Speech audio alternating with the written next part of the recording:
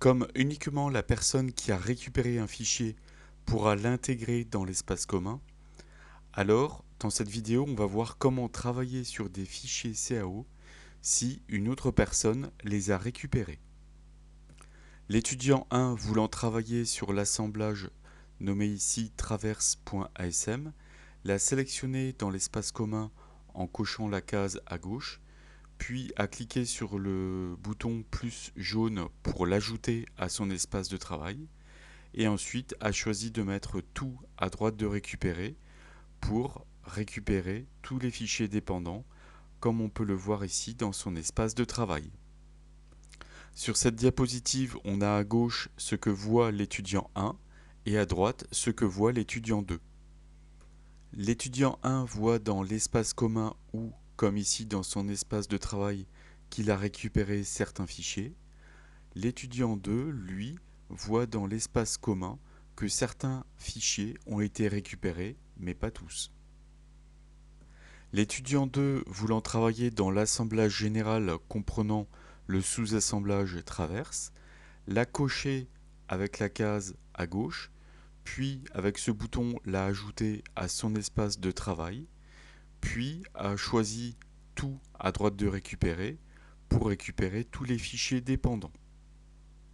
Dans l'espace de travail de l'étudiant 2, on peut voir qui a récupéré quel fichier. Il y a ici uniquement deux marqueurs jaunes, donc l'étudiant 2 n'a récupéré que deux fichiers. L'étudiant 2 ne peut pas récupérer des fichiers qui ont déjà été récupérés par une autre personne, donc ici pour l'exemple par l'étudiant 1.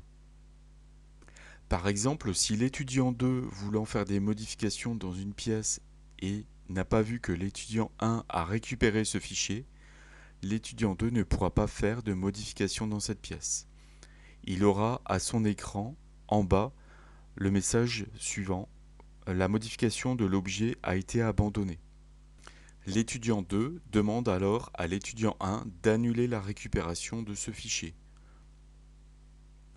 Pour faire cela, l'étudiant 1 dans son espace de travail coche la ligne correspondant au fichier et sélectionne le bouton Annuler la récupération. Ainsi, à droite de cette diapositive, on voit que le marqueur jaune a disparu pour l'étudiant 1. Supprimer un fichier de l'espace de travail permet d'annuler sa récupération.